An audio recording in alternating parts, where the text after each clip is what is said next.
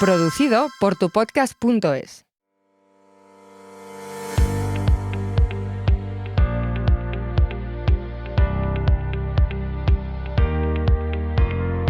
¿Qué tal? ¿Cómo estáis? Bienvenidos, nuevo episodio ya aquí de Rompiendo el Mercado 13, Rompiendo el Mercado 13, que para mí el número 13, fijaos, normalmente es de mala suerte, pero a mí, en mi vida personal, tengo ciertos motivos para que el 13 sea muy bonito. Por ejemplo, es el día que nació mi hija pequeña, y fue un viernes 13 además, para más Inri. Y bueno, es un día muy, muy bonito para mí, es un número muy bonito para mí y creo que este programa va a ser un programa muy especial porque tenemos varias cosas que contaros aquí con Alberto Iturralde y Miguel Méndez. Hola a los dos, ¿cómo estáis? Muy buenos días. Contigo solo puede haber buena suerte, sea 13, 14 o día 31, da lo mismo, o sea que muy felices.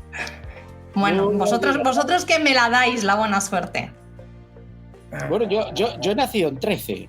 ¿Ah, o sea sí? que yo he nacido en 13, entonces para mí es un número muy bonito. Aunque este año tengo otro número importante que es el 33. Pero bueno, ya iré contando yo por qué. Son los que cumple, Miguel. Sí, 33 solo. Pues está fenomenal, Miguel? No me eches tantos. No, pero es otra cosa. Pero bueno. Bueno, que estamos aquí ya preparados para este programa. Muchas cosas que contaros, muchas cosas de las que vamos a hablar, como ese anuncio que ha hecho hoy el Santander. Hablaremos del Santander, del payout, de la importancia o no de invertir pensando en esos dividendos. Hay mucha gente que invierte en valores por dividendos. Bueno, vamos a ver qué también opinan Alberto y Miguel. Pero antes de nada, estamos muy contentos porque nos han hecho nuestro primer Super Thanks. Yo no sabía, ni que esto existía, hablando claro. Nos lo ha hecho Jorge Gómez 5077, así que muchísimas gracias porque bueno, nos ayudáis, esto es un podcast independiente y bueno, pues nos ayudáis mucho con esos likes, con esas suscripciones y ya con los Supercent, ya ni os cuento, a seguir con este programa e intentar mirar más alto y empujar a estos dos a seguir haciendo muchas más cosas, por supuesto en su canal y también aquí en Rompiendo el Mercado. Y luego tenemos un anuncio, no voy a desvelarlo ahora del todo, vamos a ir haciendo o diciendo cosas a ver si más o menos durante el programa vamos desvelando quién o qué va a pasar. En el episodio 15 es cuando los tenemos organizado y es que la primera pista es que de nuevo en vez de 3 mosqueteros vamos a ser 4 mosqueteros aquí en Rompiendo el Mercado y además es que os hemos escuchado mucho sobre esas personas que tanto nos estáis pidiendo, pero bueno, y veo a Alberto que ya está ahí mordiéndose la lengua, así que... Estoy ya con cara de perro de presa, porque es que a la persona que va a venir dentro de 2 ediciones de Rompiendo el Mercado, en la número 15, bueno, es de esas personas que si tú no disfrutas de escucharle hablar de bolsa tanto como disfruta él haciéndolo, es que no te gusta la bolsa. Así es que ya os vamos adelantando que en 2 programas, bueno, el que viene es imprescindible como el de hoy y como los anteriores, pero el número 15 va a ser además, mira, llevo muchos años queriendo saludar a esta persona porque yo le conozco y nunca he hablado con él, así es que por fin se va a producir ese encuentro, así es que estoy feliz. Pues me alegro. En la niña bonita, en el número 15, ya que estamos hablando de números, en la niña bonita. Sí. Bueno, yo creo y que es un fenómeno, ¿eh? Sí. Yo creo que es un bombazo. Yo creo que va a ser un bombazo. A mí me apetece un montón. Yo solo puedo decir que le veía de pequeño. Es una frase que es muy típica de él, se va a saber. Venga, pues deja la frase. Eso, pero si a mitad del programa. Si os podemos decir que yo os juro que le veo ahora y le veo exactamente igual que hace 25 años. Yo de hecho, cuando venga, una de las cosas que le quiero preguntar es, digo, tío, ¿cómo puedes seguir tan joven, macho? Una locura. Aparte de todo lo que sabe de bolsa, que sabe rato y medio, es que digo, este hombre, sí, no vamos a decir qué es. Dentro de un ratito si os portáis bien. Eso. Y para tener estos 2 cracks y tener al otro gran crack que va a venir en ese programa, sí que os pedimos, bueno, pues que el programa esté a la altura de estos 3 magos, porque yo ya le incluyo como mago, estos 3 magos, estos 3 cracks de la bolsa que nos están dando su tiempo y que nos están enseñando y que nos van a enseñar muchísimas cosas, pues con más suscriptores, con más likes y con más campanitas ahí puestas y comentarios, porque al final todo esto nos ayuda a seguir creciendo y bueno, y agradecerles a ellos pues su tiempo, ¿no? Y su dedicación en este programa en Rompiendo el Mercado. Así que nada, bueno, vamos a ir desvelando más cosas por ahí. Yo luego también diré otra pistilla en mitad del programa, aunque yo creo que más o menos la gente ya sabe por dónde vamos. Pero vamos a centrarnos en el mercado. Esta semana ha sido una semana de mucho pesimismo. No sé cómo habéis vivido vosotros, pero ha habido con ese dato de factor del viernes de inflación de Estados Unidos, es como que de nuevo se ha vuelto a hablar. El fin de semana JP Morgan decía que de nuevo la tasa terminal iba a subir al 6% en la Fed. También hoy con ese dato de inflación ya se está hablando, el Banco Central Europeo, que también se iba a subir esa tasa terminal hasta el 4%. Hablamos también, y he oído muchas cosas sobre crisis de deuda, que incluso un oyente, luego os haré la pregunta también, nos la ha hecho a través de YouTube, y quiero trasladarla también a vosotros, a ver qué opináis. Y tenemos el anuncio del Santander. Muchos temas por los que hablar. Si queréis, pues empezamos un poquito por esa visión de mercado. Estamos en un momento, la verdad es que bastante clave. No sé si vosotros pensáis que nos lo estamos jugando actualmente, en los niveles actuales, o cómo lo veis. También es verdad que se suele decir que el mes de febrero, ¿no? La segunda quincena de febrero y la primera de marzo para las bolsas no suele ser muy positiva. Bueno, esa sensación de que nos la estamos jugando es maravillosa.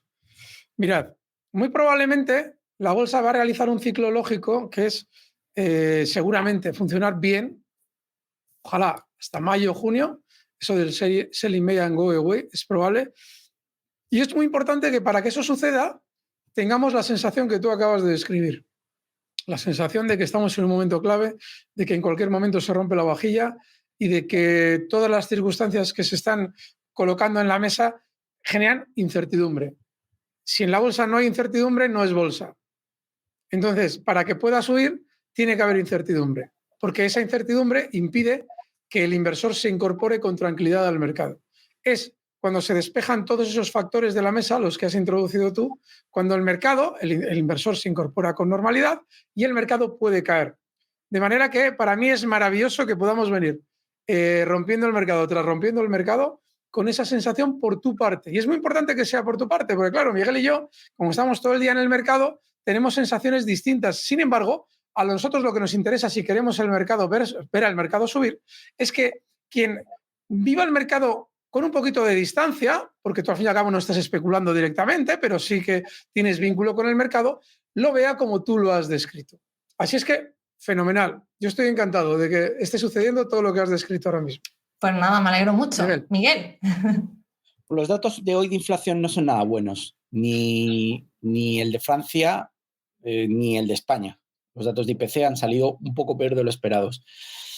Mientras el petróleo no baje de la zona de $70, la inflación va a seguir. Las bolsas, muy probablemente, y estoy de acuerdo con Alberto, continúen al alza, porque vemos que los recortes son aprovechados para tomar posiciones. Lo hemos visto el otro día en el caso alemán, el viernes, y hoy, a pesar de todo, el IBEX está en verde, continúa subiendo. Y yo creo que tenemos que seguir con esa tendencia alcista de fondo y seguir mirando hacia arriba, al alza, porque lo más probable es que los mercados continúen ganando terreno. Los resultados corporativos no están saliendo malos. Podían haber sido mucho peores de lo que estamos conociendo y al final estamos conociendo unos resultados que están en línea o por encima de las expectativas en muchísimos casos. Hay sectores que lo están haciendo mejor. Yo sigo pensando que todo el consumo cíclico, tecnología, software lo puede hacer muy bien, también el sector turístico y también está bien una parte de la minería. Los valores un poquito más defensivos no lo están haciendo mal, pero evidentemente cuando hay un poquito menos de miedo al riesgo, pues se quedan un poquito. Y todos los sectores que el año pasado, petroleros, energía, etcétera, estaban haciéndolo muy bien, yo creo que este año se van a quedar un poco a la cola del pelotón. Por lo tanto, yo esperaba que las bolsas no empezaran tan fuertes como empezaron en enero. Ahora han corregido un poco en febrero. Realmente cuando yo estaba pensando en el pistoletazo de salida era en marzo. No hemos visto tampoco un más 25% en los 2 primeros meses del año, que podíamos haberlo hecho, pero al final febrero ha venido con recortes, lo cual es bueno para continuar con la tendencia. Y me sigo aferrando a todos los patrones. Es verdad que por el factor estacional que has comentado, Laura, es perfecto. O sea, febrero es el tercer peor mes históricamente en el mercado. Bueno, de hecho tenías por ahí una tablita o algo para enseñarnos, ¿no? Del mes de febrero. Sí, lo tenía por aquí, lo vamos a pinchar. Espera un segundo. Nada, tranquilo. Bueno, es simplemente ahí. Peor, si lo puedes pinchar, Sí. peor tercer mes del SP500 los últimos 25 años, la fuente es Bloomberg, y esto al final pues pesa en el mercado, sin mucho más. Y a seguir viéndolo día a día. Yo sigo confiado en que este va a ser un muy buen ejercicio. O sea, que no ha cambiado vuestra forma de pensar. Y una pregunta, esto de que la tasa terminal cada vez siga subiendo, es decir, la Fed, ya se está, JP Morgan lo decía, el CEO este fin de semana, siga subiendo, ya lo sitúan la tasa terminal al 6%, es decir, que los tipos suban hasta el 6%. Aquí también en Europa, el Banco Central Europeo, tras estos datos de inflación, que nos estabas comentando además tú, Miguel, también en España, en Francia, también se habla de una tasa terminal del 4%. ¿Esto cómo puede influir o cómo influye en las bolsas, en los mercados? ¿O hay algunos valores que se puedan ver más como subidas? Aquí me retrotraigo un poco al discurso de Alberto. Es que estamos viendo cómo los bancos centrales están subiendo los tipos de interés y las bolsas continúan subiendo.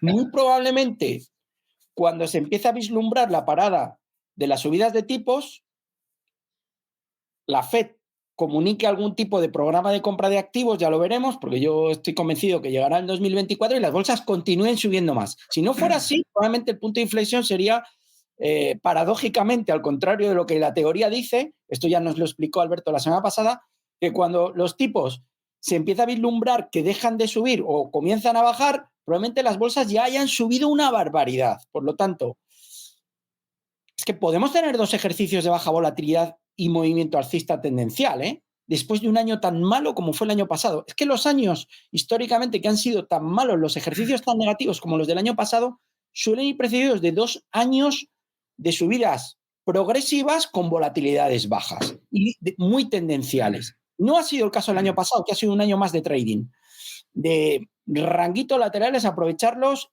laterales bajistas y aprovechar movimientos para entrar y salir. Yo creo que ahora estamos en otra fase y el patrón va a ser totalmente diferente. Mira, a eso se añade la predisposición bajista que hay en prácticamente todos los opinadores globales, unidos los interesados. Porque cuando hablo de opinadores globales, por una parte están los economistas, que no se dedican a la bolsa y lógicamente no conocen los parámetros de la bolsa, pero por otra están bancos de inversión, gurús bursátiles que llevan prediciendo grandes caídas desde octubre, ya lo habían hecho con anterioridad. Michael Burry, que es uno de esos grandes opinadores del mercado, que en su día acertó con la crisis de la subprime, pero claro, hay que tener en cuenta que hasta que se produjo la caída, él estuvo aumentando la presión de su fondo brutalmente. Le podía haber salido mal, le podían haber saltado los remaches de su fondo y luego haberse producido el movimiento que esperaba. Bueno, pues este señor lleva desde el año pasado a mediados que esto va a caer mucho más, que esto va a caer mucho más. Esto se gira al alza, no, esto va a caer mucho más, es mentira la subida, sigue subiendo, la bolsa va a caer mucho, sigue subiendo y ya están en máximos. Tenemos al DAX muy cerca de máximos, al FTSE superando máximos, al CAC también. Es decir, que es muy importante que a todos los movimientos económicos que en cierto modo abogarían por las caídas de las bolsas, se una ese sentimiento negativo que canalizan todos esos teóricos autorizados del mercado, que no son más que interesados del mercado. Bueno, pues viendo eso, os iba a enseñar una tabla, pero bueno, tampoco, bueno, ya que la tengo la vamos a enseñar, que es sobre cómo había cambiado, pues eso, la percepción, aquí está, de la tasa terminal, ¿no? En el último mes, en la última semana y en los últimos días. Bueno, el último día es 23 de febrero, hace unos días de esta tabla, y era cómo había cambiado ahora, por ejemplo, ya que se sitúe ese ratio entre 350 y 375, ya es del 0%. Tampoco ha cambiado mucho, pero lo que sí ha ido subiendo, por ejemplo, es la percepción de que ya se sitúe por encima del 5,25, 5,50, que ya subía hasta el 38, de 5,50 a 5,75 hasta un 20,70, o sea que cada vez, sí es verdad que esa tasa que hablaba JP Morgan del 6%, de momento creen en ella que se va a situar ahí más o menos un 4%, ¿no? Pero bueno, sí ha habido como ese cambio a un aumento del pesimismo, pero bueno, pues por lo menos reflejarlo, ¿no? en estas tablas que muchas veces pues, nos muestran cómo va cambiando esa sensación también de los inversores. Vale. El ciclo es el siguiente siempre.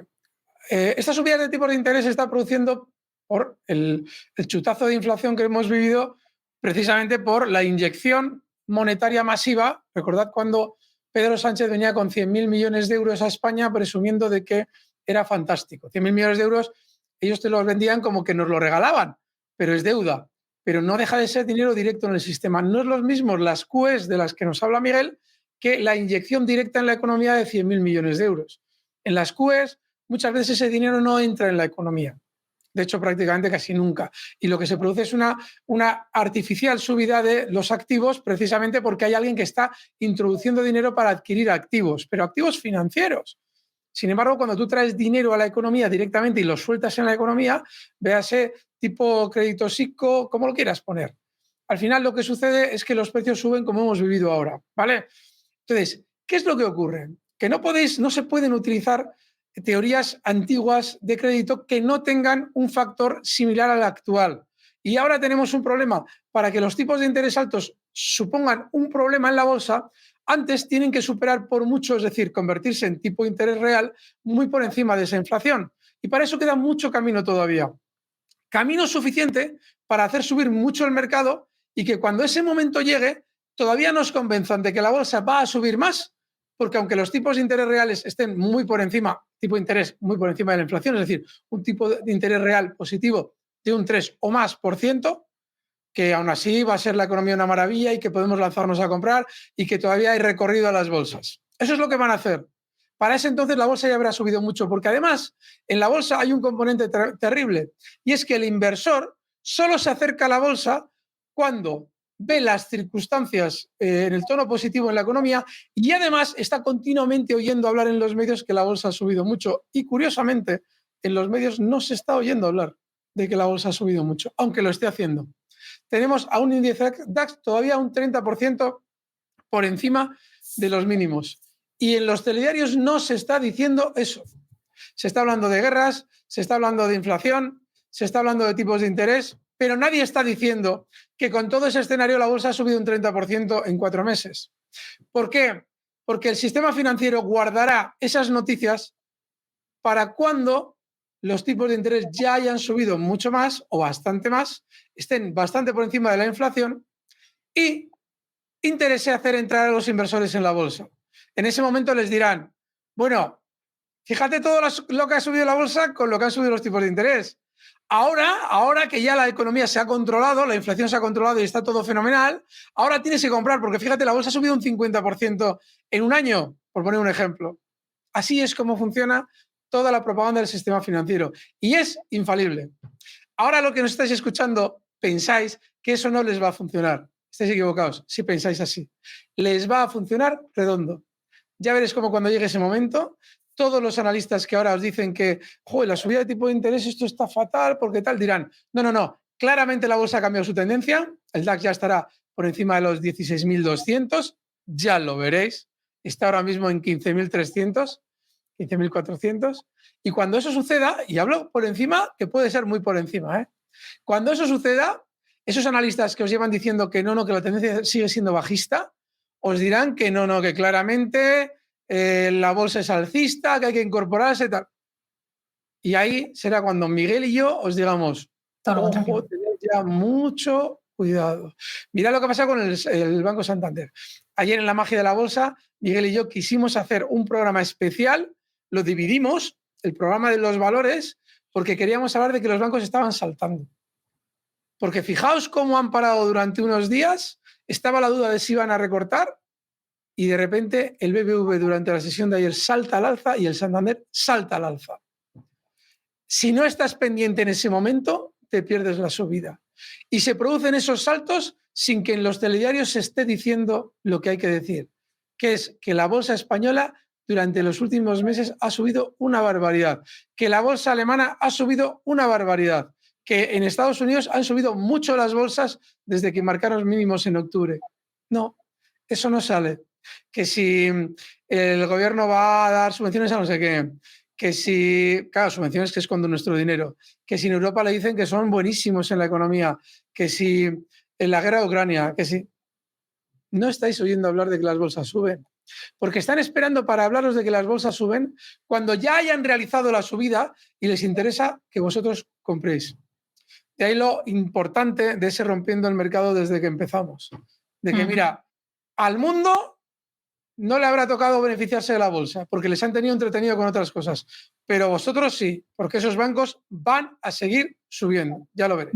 Por cierto, ya que me has hablado del Santander, vamos a hablar de él. ¿Cómo veis, aunque ya habéis hablado un poco, pero cómo veis el sector y cómo veis ese anuncio que ha hecho esta mañana? Bueno, ya se hablaba del fin de semana, de hecho yo ya lo vi, como que los inversores iban a pedir al Santander, hoy es el Investor Day, está siendo el Investor Day del Santander. Me gustaría saber vuestra opinión, porque ha anunciado eso, que aumenta el payout del dividendo al 50%, va a recomprar más acciones. Quiero enlazar esto también con esa carta de Warren Buffett que conocíamos este fin de semana, esa carta anual que suele mandar a sus inversores. Pero bueno, de momento vamos a centrarnos en el Santander, anunciando ese payout del dividendo al 50%, que prevé más rentabilidad.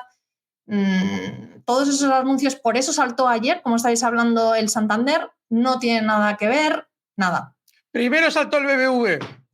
Hay que entender la circunstancia. No le estoy dejando hablar a Miguel, pero recordad, el mercado español y el americano y el estadounidense son muy distintos.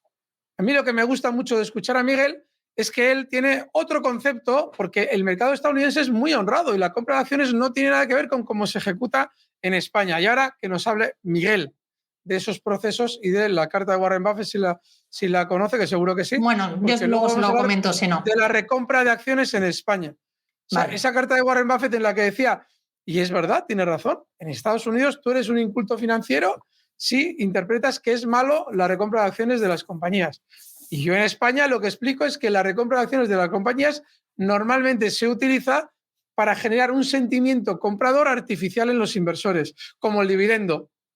En Estados Unidos el dividendo no es lo mismo que en España. En Estados Unidos hay una cultura de reinvertir el dividendo. Y es lógico. De hecho, Warren Buffett es de la cultura de reinvertir el 100% del dividendo. Hasta que creó las acciones, las acciones distintas de Berkshire Hathaway en las que se entregaba dividendo, pasaron muchos años. Él no era partidario de dar dividendo, pero sí de recomprar acciones. Sí, de hecho, en España, la filosofía de los bancos y de todas las empresas es cuando han subido, te anuncian dividendo. ¿Para qué? Para que tú les compres a ellos lo que ellos necesitan vender. Y con sus fondos de inversión se ponen morados a vender de sus propios títulos. Y cuando realizan una recompra de acciones, la publican a bombo y platillo para realizar maniobras de manipulación. No tiene nada que ver con lo que pasa en Estados Unidos. Por eso no identifiquéis lo que Warren Buffett dice y lo que sucede en España, porque no tiene absolutamente nada que ver. Ya que me has dicho, déjame decir un poco lo que estamos hablando de Warren Buffett. En esa carta decía, habló de invertir a largo plazo, hablaba de la importancia en la inversión en Coca-Cola, por ejemplo, y American Express, son dos de los valores que también os quería preguntar en Estados Unidos, y calificaba de analfabeto económico a quienes critican la recompra de acciones. Dice que no entiende por qué hay gente que dice que todas las recompras son perjudiciales para los accionistas o para el país, o particularmente beneficiosas para los consejeros delegados. Aclaran un poco lo que decía. Sí, tienes razón. Miguel, habla tú, que no te estoy dejando. Yo recuerdo con la entrada de los demócratas que querían prohibir las recompras de acciones. Esto es terrible para Wall Street, terrible.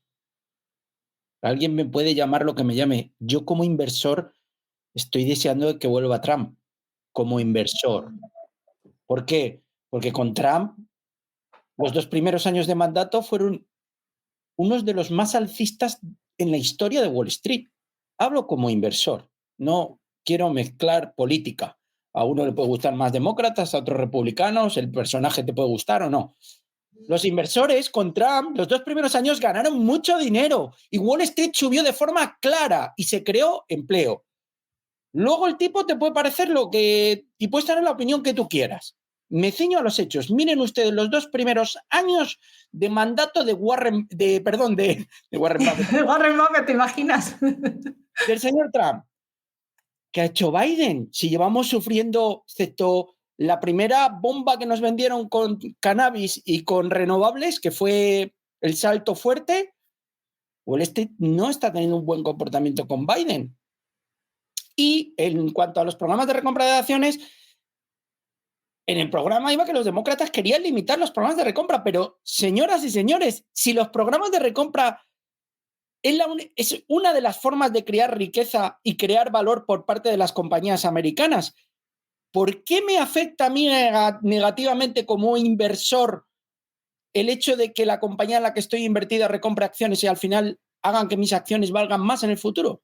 Es que yo no entiendo nada. Es algo muy común que realizan todas las compañías en Estados Unidos, que está muy bien organizado todo lo que es por parte de la SEC, cuándo se puede comprar y cuándo no se pueden comprar y recomprar las acciones. Los programas de recompra están sólidos. Mira, ahora estaba leyendo una noticia antes de que entrásemos a MC. Querían hacer un reverse split y hacer una conversión, una trastada, vaya, ya la comentaremos. Bueno, pues ha habido un fondo de pensiones que ha planteado una demanda y hay un juzgado que ha paralizado esa conversión porque el board no estaba haciendo, o yo creo que no está haciendo bien las cosas. Es decir, la SEC es bastante seria en Estados Unidos y es verdad lo que dice Alberto, que el funcionamiento no tiene nada que ver. ¿Cómo lo utilizan aquí en España? Yo ahí no me voy a meter. La noticia del aumento del dividendo por parte de Santander es buena y el programa de recompras para el accionista, al menos el catalizador, es positivo. Las acciones han saltado al alza. Yo tengo aquí el gráfico, no sé si quieres comentarlo porque demos un poco de color, porque si no estamos hablando todo el rato. Si quiere Alberto que lo saque también. A ver, claramente ha roto resistencia, lo tenéis aquí, ha hecho el pullback de apoyo en niveles de 3.45. Alberto ya lo veía ayer, fenomenal, y al alza. Pero es que fijaros que nosotros lo comentábamos ayer aquí, pero es que fijaros la vela de hoy. Yo se lo decía aquí, ahora off the record, a Laura y a Alberto, que no sé si Alberto tiene línea directa con los CEOs de aquí, de las entidades españolas, porque es que ya esta semana me ha hecho dos. Una, la del DAX, positiva, que acertó, y fijaros la vela que se ha marcado el Santander en el día de hoy.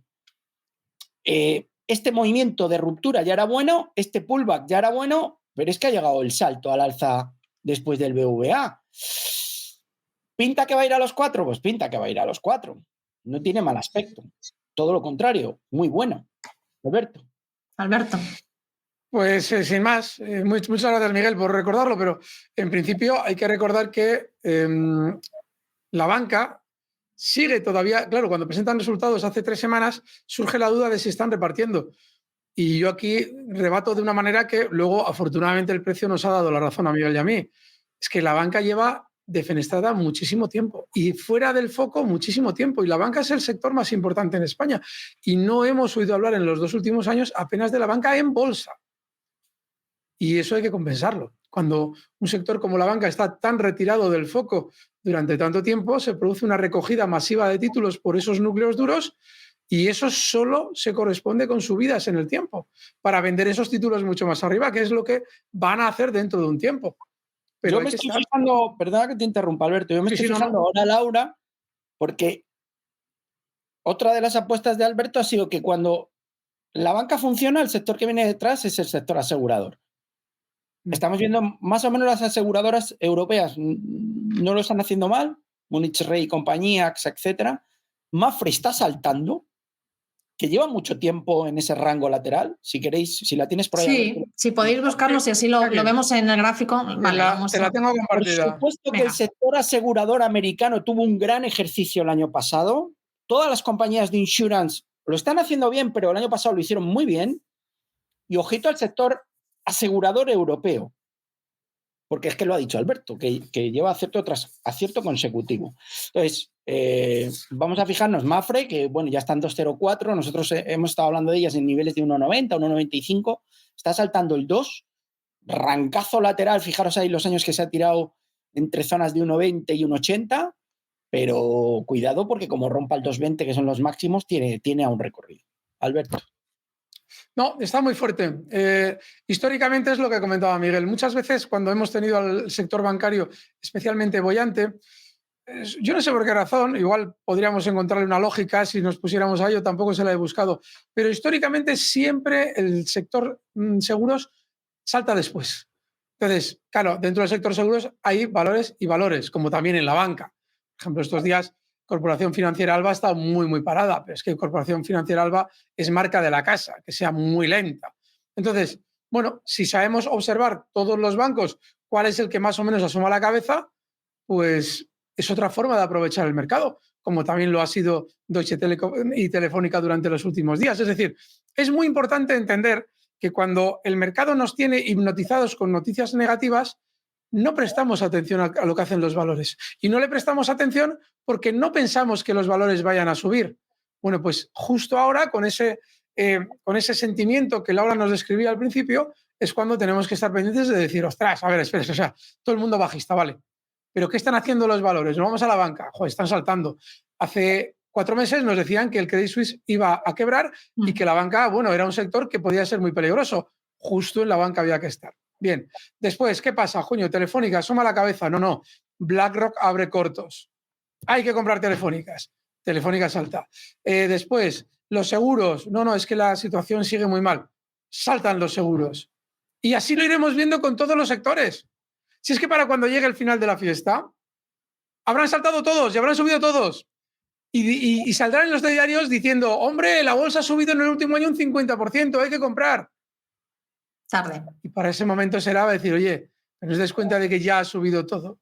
Si es que ese será el problema. Si ahora, Laura, tenemos unos rompiendo el mercado fantásticos que hacer. ¿Por qué? Porque hay cosas que se pueden hacer. Dentro de 6 meses, 7 meses, podríamos estar mano sobre mano no sabiendo qué explicar para no decepcionar, porque ya han subido todos y vendrá mucha gente diciendo, ¿qué compro?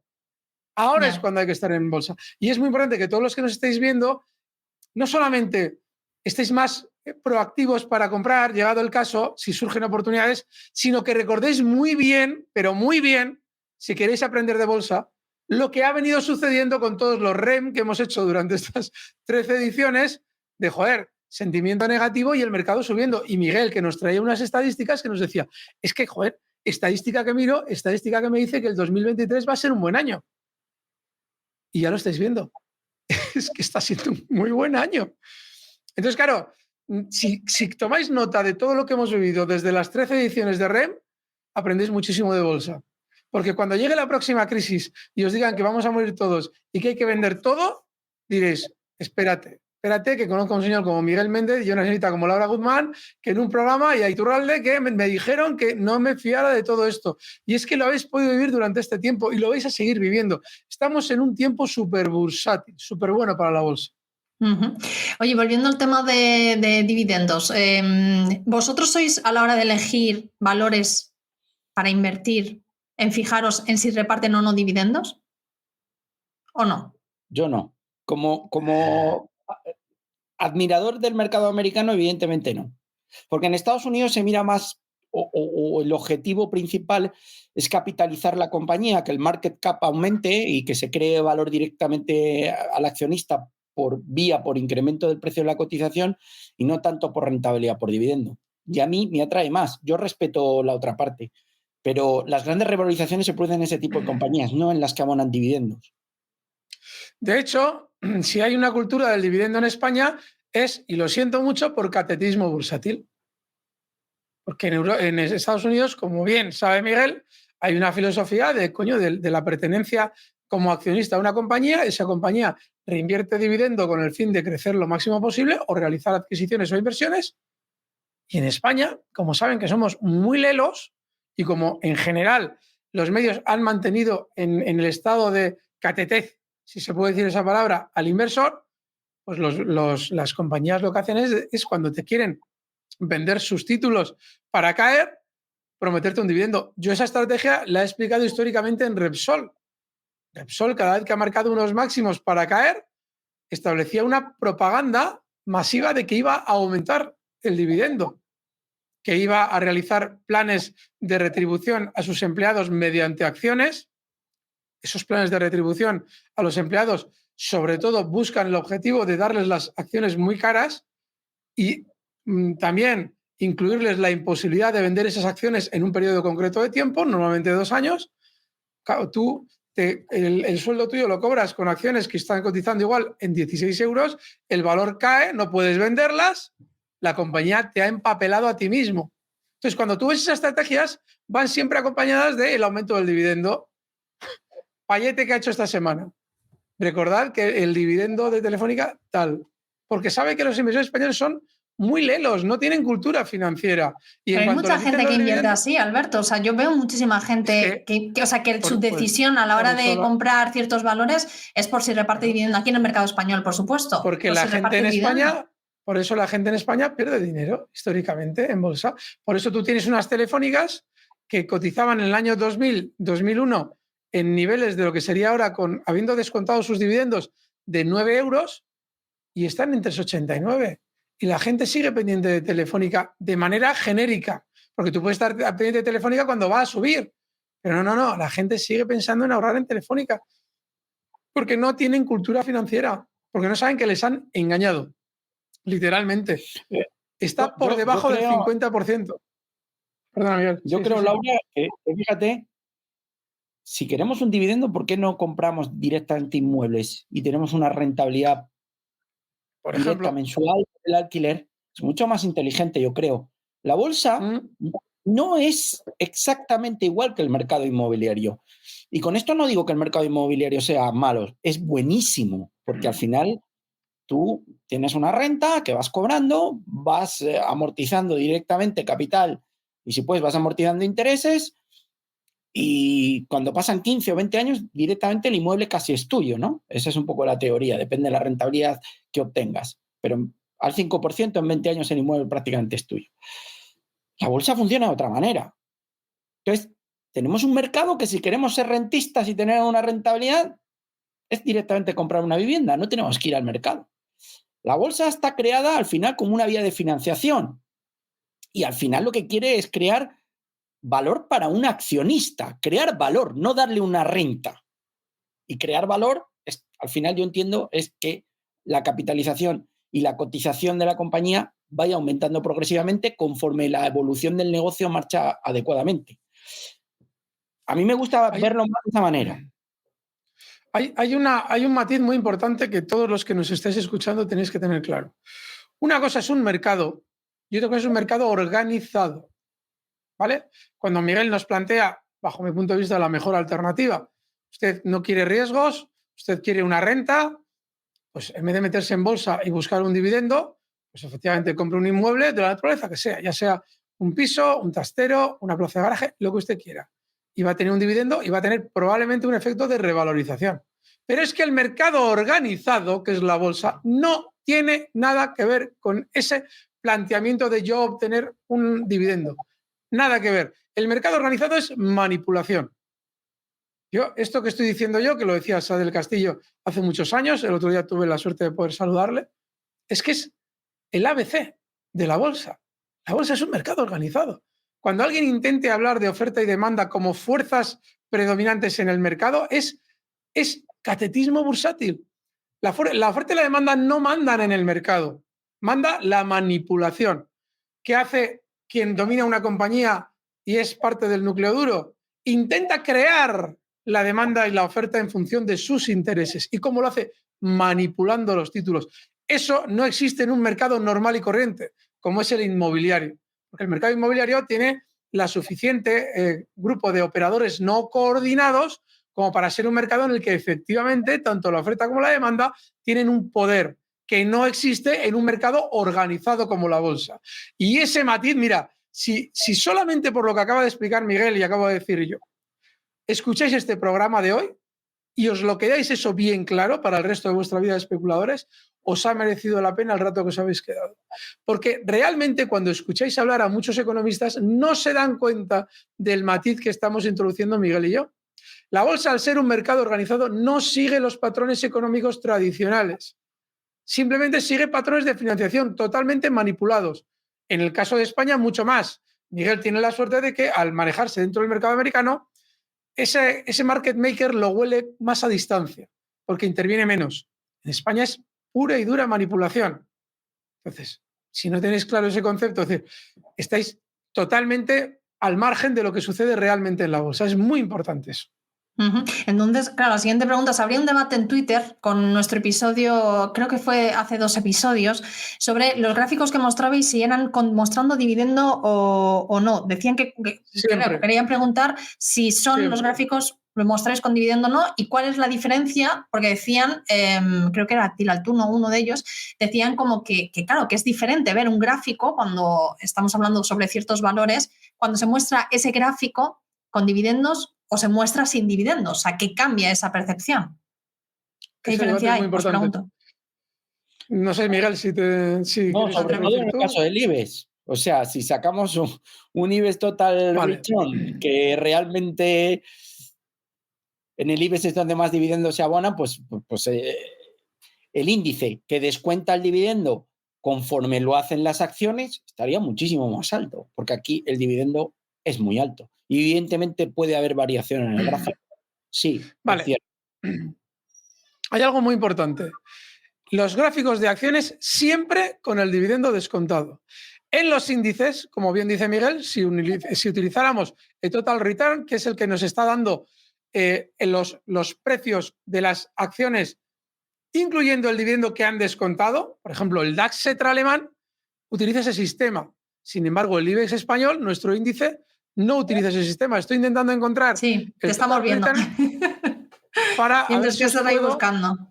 Claro, nos decían eso, como que es diferente y que cuál es la diferencia de mostrar tanto valores que con ese dividendo o índices con valores que muestran ese dividendo o no, y los índices igual. Y se hablaba de lo importante que es tenerlo en cuenta a la hora de tomar esas decisiones. Claro, me imagino que sobre todo, según estáis comentando, mientras que va buscando Alberto, en el mercado español, que es donde hay más filosofía de inversión a través de dividendo. A ver, hay un dato muy importante. A la hora de mirar los gráficos, que yo creo que ese es exactamente el debate que planteaba Tilaltuno, es si se miran con dividendo o sin dividendo. Eso es. A la hora de comparar índices es otra cosa. Tú no puedes comparar el IBEX con el DAX, por lo que hemos comentado, porque el IBEX descuenta el dividendo. Pero tú siempre tienes que mirar las acciones con dividendo, con el dividendo descontado. Siempre. Porque por alguna razón que desconozco, me lo imagino cuáles son las razones, el sistema financiero manipula los valores en función de cómo se encuentra el gráfico una vez descontado el dividendo. Esto es como cuando me hablan de los gráficos lineales y logarítmicos. Hay un componente de experiencia altísimo en todo lo que yo a la gente le recomiendo hacer. Y en el caso de las acciones, claramente siempre con el dividendo descontado. ¿Cuál es el problema? Iturralde, ¿no tienes el dividendo descontado? No, el que no lo tienes eres tú, que tu plataforma no lo descuenta bien. ¿Por qué? Porque a día de hoy normalmente Visual Chart descuenta correctamente los dividendos. Cuando lo empiece a hacer mal, tendré que buscar una alternativa. Pero de eso se cuidan mucho porque inutilizaría la plataforma por completo. Entonces, se cuidan bien de quitar los dividendos, con lo cual yo normalmente analizo los gráficos con el dividendo correctamente descontado. Entonces, digo, porque es que no falta una semana en la que 2 o 3 mensajes me digan eso. No, estáis mirando mal los dividendos. Vuestra plataforma no lo hace bien. Así es que siempre buscad la plataforma que os descuente correctamente el dividendo. Mientras hablo, además, veo que el IBEX ha roto los 9.350. A ver, ¿lo podemos poner? No consigo encontrar... No, el IBEX, sí. El IBEX está aquí. Rompiendo una zona de resistencia. Esta ruptura que está realizando es importantísima. Voy a ajustar el nivel al 9.350 que hemos comentado estos días Miguel y yo. Fijaos, ese nivel que está rompiendo ahora mismo, para que veáis que la bolsa va a ser alcista y va a terminar rompiendo niveles, anticipábamos Miguel y yo que era normal ver ciertos recortes, pero fijaos lo que está sucediendo. Ha tenido una parada temporal el IBEX y según hablamos, la está rompiendo. Aquí lo veis.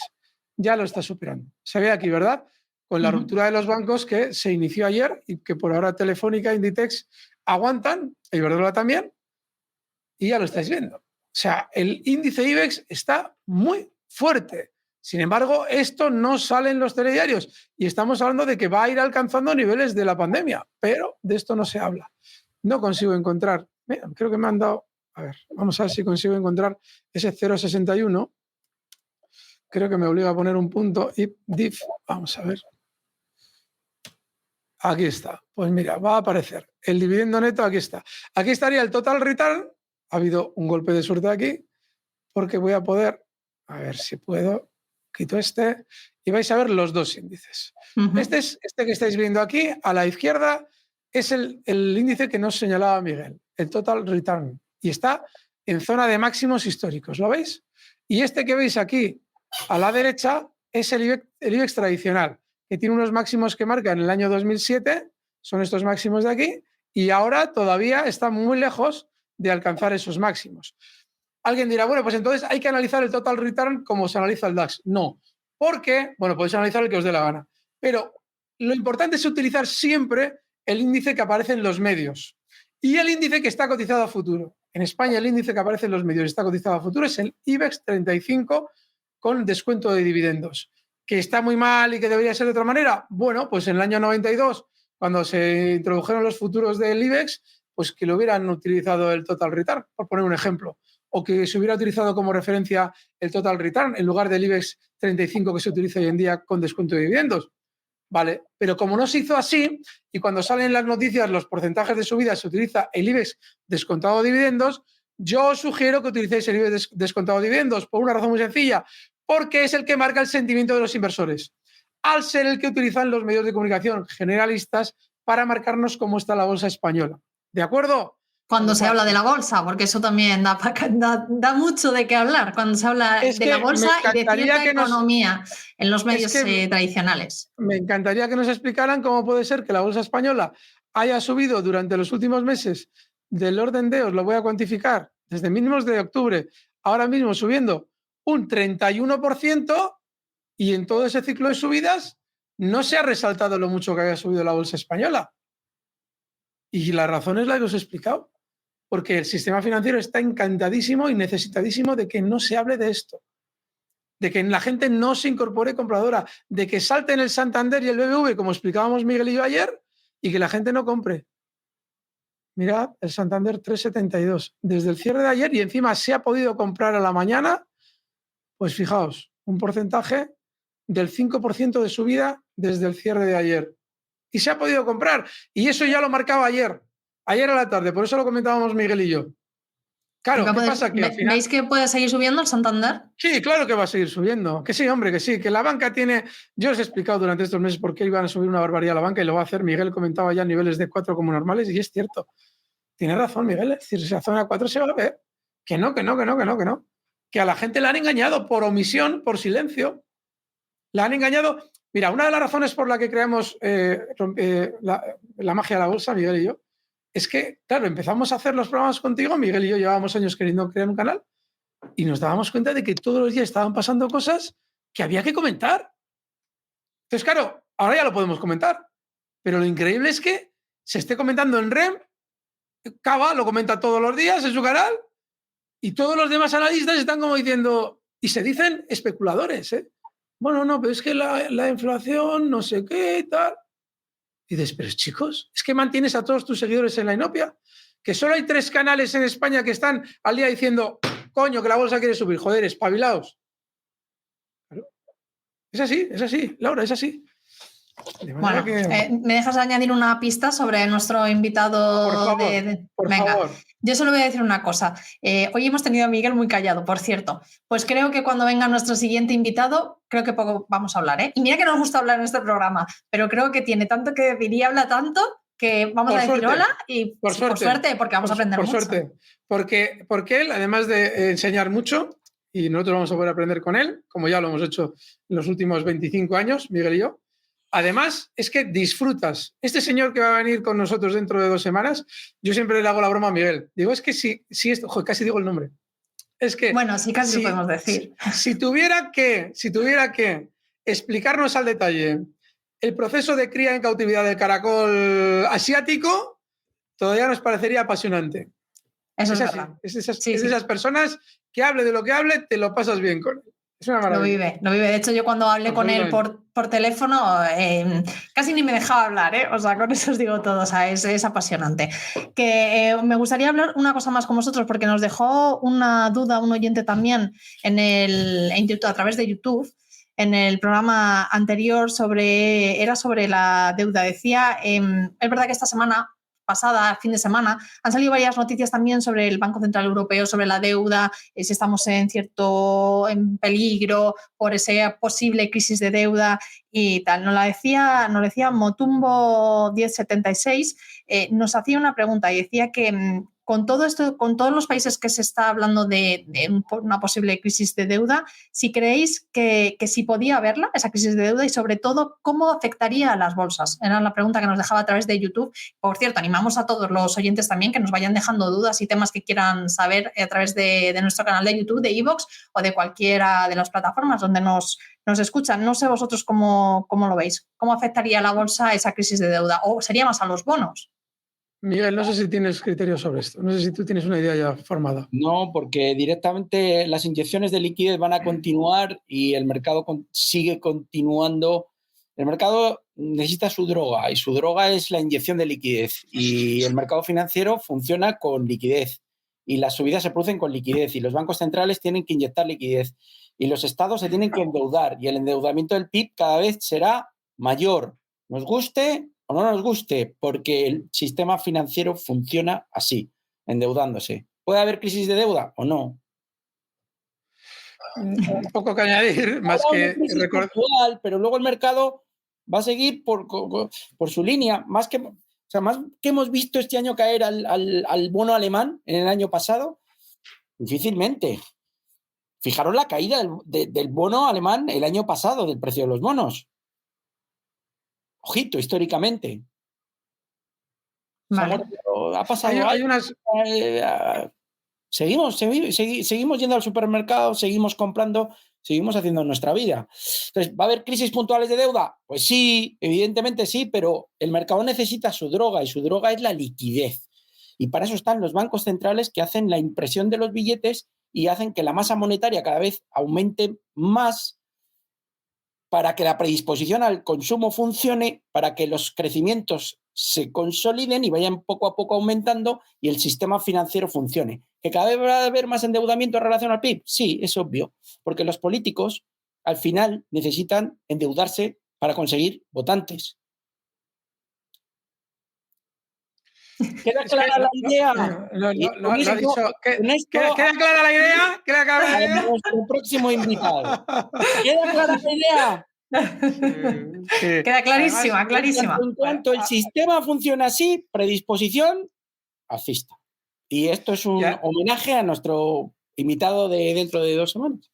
Eso es. Y además, fíjate que hay que introducir un aspecto político muy duro, y es que a día de hoy los sistemas políticos como el español tienen como objetivo colocar títeres que endeuden al país para luego tenerlo dominado desde fuera. Fondo Monetario Internacional, Banco Mundial, tienen ese objetivo.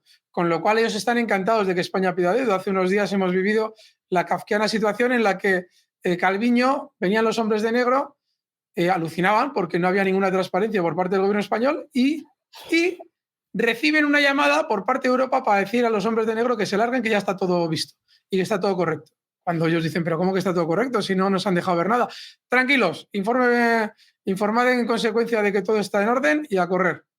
Es decir, que interesa que los países se endeuden para tenerles dominados desde fuera, desde el extranjero. Yo invito, Laura, y os puedo pasar la página si queréis. Hay páginas donde puedes ver el endeudamiento histórico de cualquier país. Invito a cualquiera que vea el endeudamiento de Finlandia, Noruega, Dinamarca, Suecia, Suiza y lo comparen con el español, por ejemplo. Todos los presidentes se endeudan. El único que empezó intentando bajar la deuda fue José María Aznar durante sus primeros años de mandato. Los gobiernos socialistas normalmente son los que más endeudan, pero también los gobiernos del Partido Popular, porque Rajoy también al final acabó elevando el endeudamiento en una relación importante con el PIB. Por lo tanto, si claro, luego el nivel de vida de los países que os estoy comentando, Suiza, Finlandia, Suecia, Noruega, Dinamarca, es mucho mejor. Pero es que el endeudamiento en relación al PIB puede estar en el 30, 40%, 50%. Aquí estamos en el 100 o 110. Ya no sé exactamente a cómo estamos. Sí, más de 120. Subiendo. Pero es que el político para conseguir votos tiene que endeudarse. Ya. No porque intrínsecamente no sepa que sería bueno a 20 años que el país dejara de endeudarse, pero al final tiene que conseguir votos. Y el voto lo consigues con deuda. No puedes cortar los servicios, no puedes cortar a los funcionarios públicos, no puedes. El sistema está montado así. Por lo tanto, me da lo mismo un partido que otro partido. Al final, las políticas son muy similares de derecha a izquierda. Hablo de PP y PSOE en este sentido. No quiero entrar en política, porque al final todos se endeudan Y las políticas con diferentes cambios son muy similares. Ahí lo dejo, no quiero entrar más en polémica, que luego me van a llover los palos. No, hombre, aquí, no. Yo no lo creo así. O sea, creo que estás diciendo verdades. O sea, simplemente hay que ver las cifras. O sea, no hace falta y ver todas las noticias que vamos conociendo. O sea, me gustaría que las viéramos de verdad. Un día tenemos que hacer el ejercicio de irnos y ver el endeudamiento país por país, ver cómo ha ido creciendo el español y comparar con el resto de países. Pues me parece bien. De España, hay otros países que también se endeudan en Europa. Pero os hablo de la diferencia con todos los países nórdicos y con Suiza y compañía, que luego el nivel adquisitivo es mayor, pero es por algo, porque han hecho sus deberes 30 años atrás. Vamos con retardo. No, es irrecuperable ya. O sea, el bucle en el que estamos es imposible salir. Bueno, chicos, pues no sé, ¿algo más queréis comentarnos? No sé si Miguel tenías algo más por ahí. No, tengo aquí, bueno, había sacado Acerinox, por si queríais ver lo que me llama muchísimo la atención el gráfico. Fijaros que qué limpio está el triángulo ascendente. Publica resultados, si no me equivoco, esta semana. Pues la verdad es que igual que los bancos tienen buen aspecto, Mafre, pues Acerinox no sé si dirá buenos o malos, pero el aspecto, la verdad es que a mí me invita al optimismo. Alberto, ¿qué te parece a ti Acerinox? Bien, muy bien, muy bien. Es una estructura que tiene bastante pinta de romper al alza, como lo plantea Miguel. Y además, cuando tienes una línea directriz como la que él ha trazado, que es muy limpia, que te da mucho juego para colocar un stop más o menos claro, fenomenal. Así es que estoy de acuerdo con él. Bueno, pues nos quedamos también con este valor para terminar. Y nada, pues eso, invitaros a que nos sigáis, a aumentar esos suscriptores también aquí en REM para cuando venga nuestro siguiente invitado y que le deis al like al programa si os ha gustado y que nos comentéis, Y yo creo que podemos decir el nombre, ¿no? Hemos dado muchas pistas, ¿o no? El más grande de todos los tiempos. ¿Más pistas? Miguel, venga. ¿Qué? Habla, Alberto, habla. Yo tengo una pista. Y además, a ver si... Yo, el primer libro de bolsa que me compré, el primer libro de bolsa que me compré, en el año 2001, lo había escrito él. Y se titulaba Sistemas de especulación en bolsa. Así es que fijaos, sí, tiene solera y tiene conocimiento bursátil nuestro próximo invitado. Ya has dicho todo. Tenía que haberlo traído. El misterio, hemos dado muchas pistas. Me ha dado muchas pistas. Desvelar el nombre, pero bueno, haz lo que quieras. Si quieres desvelar. No, dejamos esas pistas. Yo creo que ya además, con lo que ha dicho Alberto ha quedado clarísimo. Solo hace falta irte a Google y buscarlo. No, es que es así. Podéis ir a Google, buscarlo y adquirirlo, porque cuando una persona sabe mucho de bolsa, pues lógicamente hay que tener el material de esa persona siempre presente y conocerlo. La verdad es que es un placer, y un honor. Ya que viene hay que explicar todo lo que él tiene en el mercado, que es muchísimo. Así es que, y además muy agradecidos de que venga, muy agradecidos. Pues nada, eso será próximamente, así que nada, que nos sigáis aquí en Rompiendo el Mercado, que os suscribáis para estar al nivel de todos estos invitados de Alberto y Miguel, que son... Pues eso, REM sin ellos no tiene sentido. Y bueno, intentamos ir aportando pues también otras ideas de gente maravillosa que nos acompaña y que nos dedica su tiempo y por el cual estamos muy agradecidos. Así que gracias por aumentar esas suscripciones, que os vayáis suscribiendo, que les deis al like. Por cierto, dejarme otra vez agradecer ese super thanks, que ha sido el primero del canal de Jorge Gómez 5077. Gracias, muchas gracias. Así que os lo agradecemos un montón y gracias por todos esos apoyos, que nos vemos el próximo martes. No hemos desvelado quién es, pero yo creo que está muy claro. Así que, bueno, que nos lo vayáis dejando también en comentarios y a ver si él también se hace eco en alguna de las redes o sociales y vamos hablando de ello. Que muchas gracias, Alberto, Miguel, como siempre un placer. Gracias a ambos por dejarnos aprender de vosotros estos minutitos de bolsa y de muchas más cosas que no es solo de bolsa. Así que gracias a ambos. ¡Fuerte abrazo, amigos! Hasta la próxima. Adiós. Producido por tupodcast.es.